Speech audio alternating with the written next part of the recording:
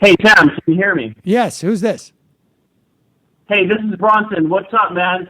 Should President Obama be on trial for war crimes, crimes against humanity, and murder? Yes or no? Well, I mean, I think I think there's a pretty good argument that every president we've ever had has committed war crimes, and so I mean, I agree. in that sense, I would say probably yeah. Yeah, so he should be on trial for war crimes and the crimes that he's committed against innocent children and bombing them and killing them, right? Well, I mean, I think I said that, yeah. Okay. Well, great. I mean, why aren't you focusing more on that and Obama's war crimes? Why would you support a war criminal? That's the real question here. I'm a libertarian. I'm here to answer your challenge. Well, is this Jim again. from PA? Because Jim from PA would have the same argument. No, but I'll tell you. But let me. I mean, I think there's a certain inevitability that, and I would say, look, I mean, and when I say that, I'm also saying that really, from I don't know through international law, frankly. I mean, if we're going to get technical here. We can get technical. How about you let me finish, Bronson, or I will hang up on you so quick. Okay, you're a moron. You're a moron. You're a moron. I let you come on to debate, and you talk all over me. It's my show. So do your own YouTube about it. Here's what I would say. Look. You're still answering I don't too. know. What a guy. Well, I'm going to answer. What a guy, Sam. But I don't, it's 2:00. We're already late, and the guy's being a dick. And I just don't have the patience for it today. I'm too tired. So here's the deal. I don't know if technically, look, international law is not it's not like law that you have in the context of a specific society. International law, I mean, it's written and it's there and but it's really just about who's willing to, it's about just sort of agreements as to who's willing to uphold it. I don't know. I honestly don't know. I'm not being cagey here. I don't know on a technical level if Obama could be brought up on charges as a war criminal.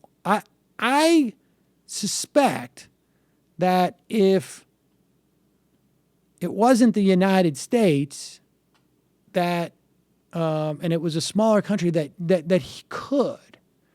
I'm not exactly sure. It depends on, did we have permission to go and to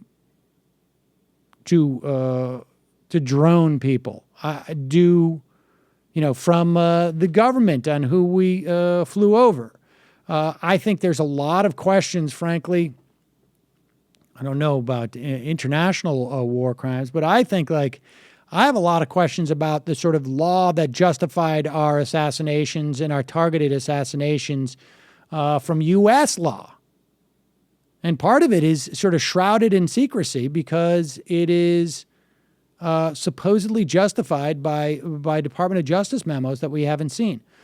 Why don't I spend more time talking about that? I mean, one is it will never happen. I mean, it's not like I haven't talked about the drone program in the past and covered it, I think, as much as really, well, I don't know, more than every place, but as much as most places.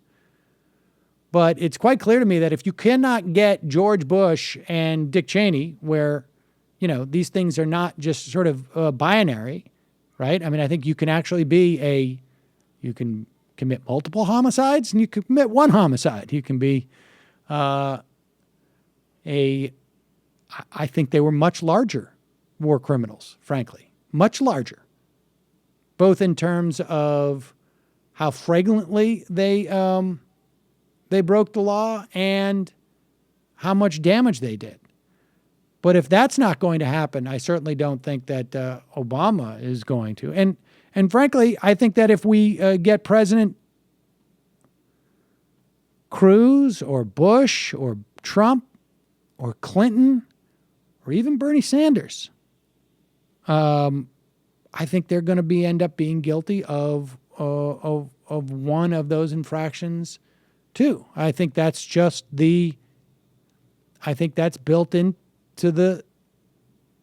baked into the cake, as it were. And I would also argue that you could probably